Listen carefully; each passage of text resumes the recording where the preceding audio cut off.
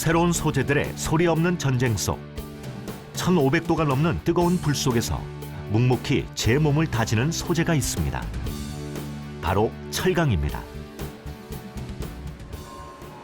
둘둘 말려있는 크고 묵직한 이 재료들이 철강인데요. 아주스틸은 원자재 가공 과정을 거쳐 각기 다른 성격의 소재를 만드는 기업입니다. 포스코나 현대제철 같은 그 큰 메이커사에서 소재를 공급받아서 옆에서 보시는 것처럼 도금이 된 제품 가지고 CPL, 코일 폴리싱 라인이라는 곳에서 일반적으로 다들 알고 계시는 그런 사포 같은 걸로 철판 표면을 긁어줍니다. 긁어주면 헤어라인이라고 합니다.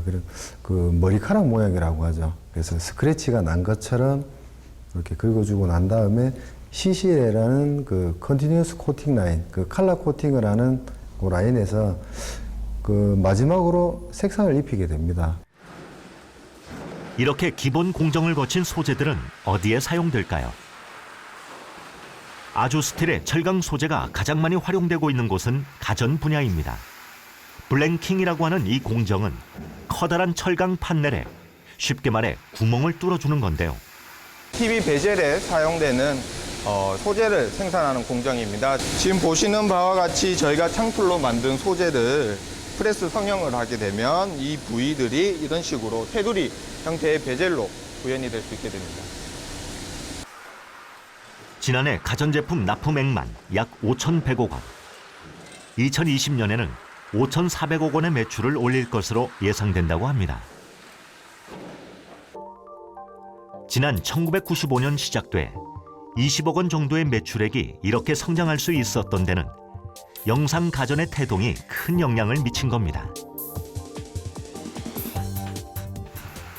물론 아무런 노력 없이 얻어진 결과는 아니었습니다.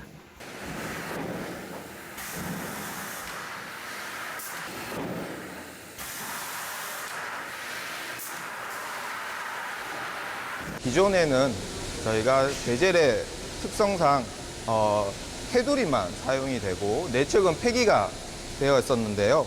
지금 보시는 바와 같이 55인치를 생산하고 남는 내측 소재를 재활용하여 42인치를 만든 케이스이고, 이 42인치 생산 후에 남는 내측 소재를 32에 적용해서 최종 고객사에 저희가 원가 절감을 실현할 수 있었던 케이스입니다.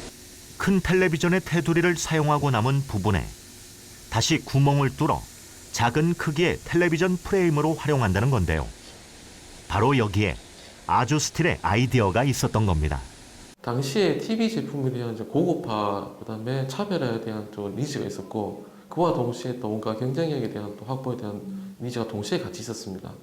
처음에 그런 제안이 왔을 때 블랭킹 처리를 하고 나서 남은 부분이 실제 그 소재 한 장의 원소재를 봤을 때 실제 제품화되는 부분보다 버려지는 부분이 더 많았기 때문에 그 비용을 다시 제품화되는 가격으로 받을 수 있기 때문에 저희와 아주스틸 모두가 원가 절감할 수 있는 좋은 사례였습니다.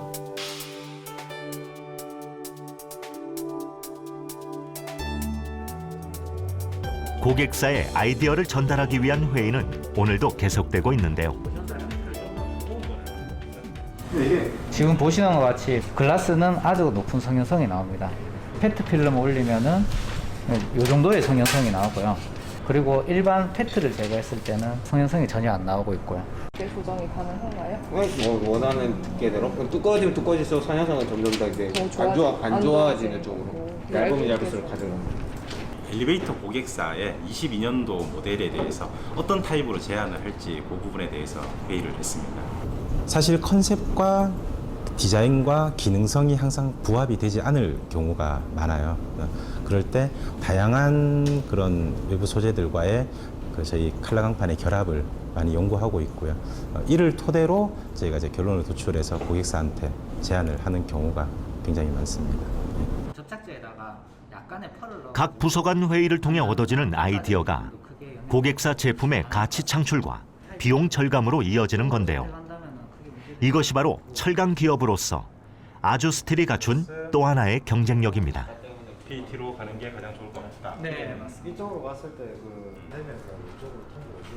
그렇게 하면 최종성이 하자면은 전반적으로 대부분의 우리나라 이제 중소 중견기업들이 보면 이제 대기업에 의존하고 대기업에서 요청하는 것만 개발하고 이런 형식이 많이 이루어졌다면은 저희들은 한 1년 전부터 R&D를 하고 대기업에 이제 프포즈를 해서 선택받는 개념 이런 개념을 이제 사업에 반영을 해서 뭐 현재까지는 제가 이제 자부심 진짜 큰 자부심을 갖고 가는 게 대기업도 제가 그 리딩을 해간다. 실제로 그래 하고 있습니다. 멕시코 티후아나 지역. 이곳에 아주스틸의 해외 지사가 있습니다. 국내 가전제품 고객사의 공장 인근에 아주스틸 또한 지사를 설립한 건데요. 200여 명의 직원 중 현지 인력은 90% 이상으로 멕시코 지역 경제 활성화에도 큰 도움을 주고 있습니다. 기업의 전체 매출에서 멕시코 지사가 차지하는 비율도 상당합니다.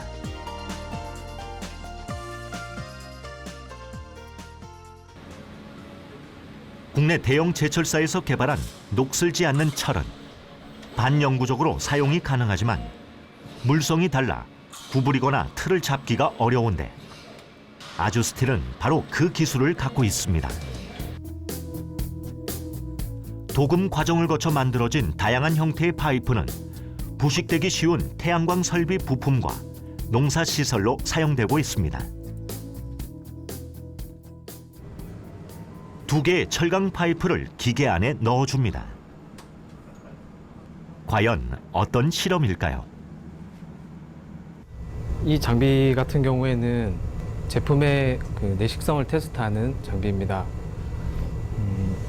기본적으로 4가지 조건, 염수 분무, 건조, 수분, 상온의 방치 4가지 조건을 반복적으로 설정해서 극한의 기후 조건에 맞게 설정을 해서 저희 제품의 부식 정도를 사전에 예측하고 검증하는 장비입니다.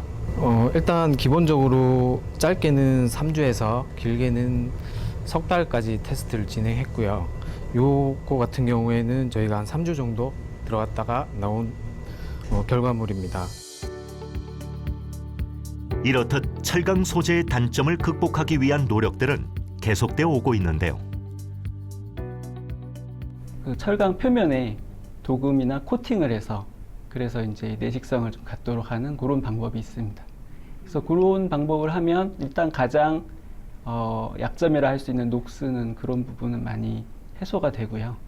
또 뭐 무겁다라는 인식이 있는데 이것도 어느 정도까지는 가볍게 할 수가 있습니다. 소재를 더 강하게 철강이 더 이제 강한 높은 강도를 갖도록 이렇게 제조를 한다면 그 강을 이용을 해서 만드는 부품의 사이즈, 두께 이런 걸 줄일 수가 있습니다.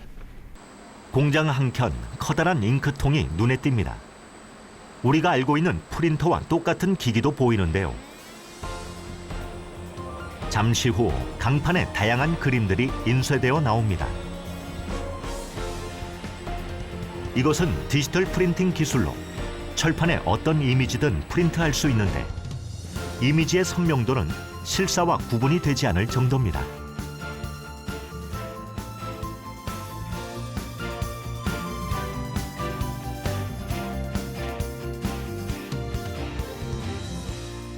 지금 저희가 하고 있는 디지털 프린팅 기술은 그 세계 최초로 저희 회사만 가지고 있는 노하우입니다.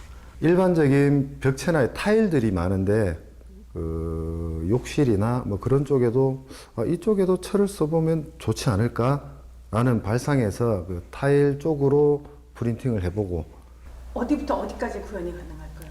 저희도 많이 궁금했어요.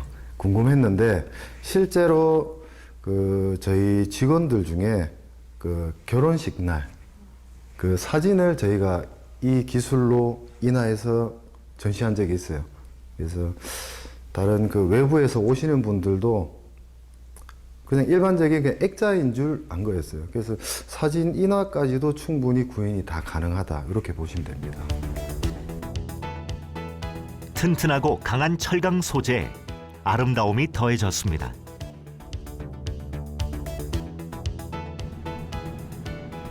이렇게 완성된 제품에 약품을 뿌린 뒤 문질러 보면 색이 벗겨지지 않은 것을 확인할 수 있습니다. 또 직각으로 꺾어보는 실험에서도 소재층과 잉크층이 박리되지 않았습니다. 철강 소재와 국산 기술의 만남. 사실 처음부터 기술의 국산화를 꾀했던 것은 아니었다고 합니다. 유통 쪽으로 먼저 진출을 했었는데 유통 쪽으로 이렇게 진출해서 보니까 너무 경쟁이 치열한 거예요. 수입품이 그 당시에는 이렇게 보면 경쟁 없이 이렇게 들어오더라고요. 그래서 이게 수입품이 국산화를 이렇게 시키면은 이거는 내가 경쟁을 안 해도 되지 않겠나 이렇게 출발을 해서 그다음부터 내가 앞선 기술을 자꾸 개발하게 되면은 추격자를 그러니까 저 경쟁 상대를 따돌리기 위한 하나의 방법론이 이렇게 제시가 되더라고요. 성남의 한 아파트. 모델하우스의 쇼룸 공사가 한창인데요. 이곳에서 아주스틸의 철강 패널을 다시 만날 수 있었습니다. 이렇게 철강 패널을 이용할 경우 아파트를 기준으로 욕실 벽체가 세워지기까지 약 30분, 천장까지 설치해도 1시간이면 시공이 끝납니다.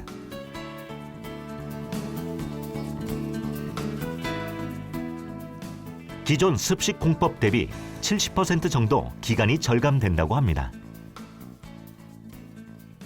이제 타일과 다르게 그 줄눈이 굉장히 적습니다. 그래서 그 줄눈 사이에 끼는 곰팡이나 이런 이제 청소할 때 굉장히 유지 관리성이 우수하고요.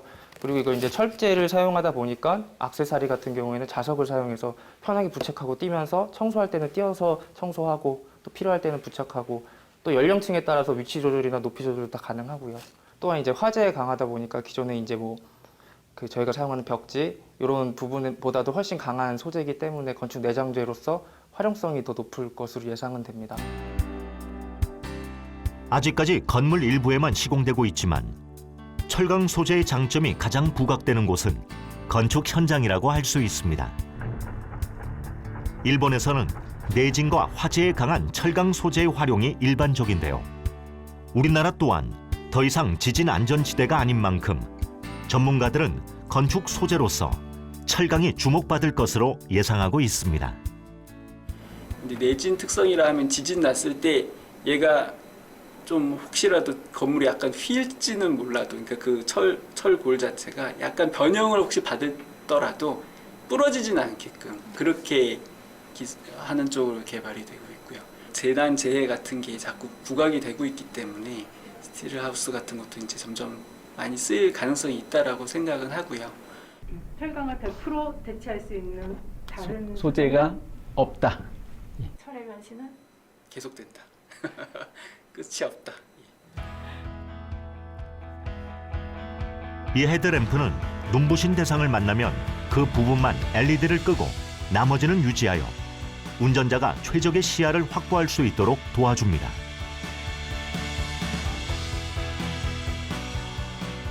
이렇듯 주행 조건에 따라 빛의 방향과 밝기를 변화시키는 핵심 부품인 MCCL. 일반 제품 대비 3배 이상의 방열 전달 기술을 필요로 하는 만큼 개발에 어려움이 많았다고 합니다. 그런데 그동안 미국이 독점하고 있던 세계 시장을 아주스틸이 기술 개발에 성공하면서 나누게 됐습니다. 고방열 수지 개발이 어려운 점은 자연의 법칙을 거스른다는 겁니다.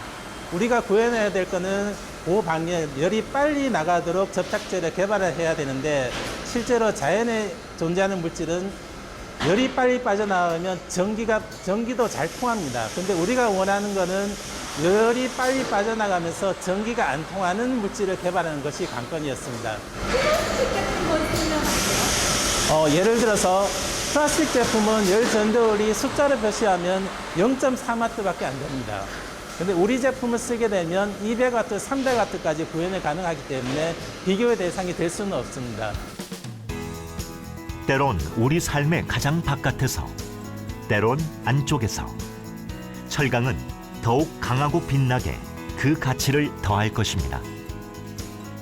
의식주와 관련된 제품을 선진국처럼 이렇게 개발을 이렇게 고도화시키고 또 생활 속으로 들어갈 수만 있으면은 그런 IT 산업 못지않게 오랫동안 이게 성장 동력을 유지해가지고 오랫동안 성장할 수 있지 않겠나.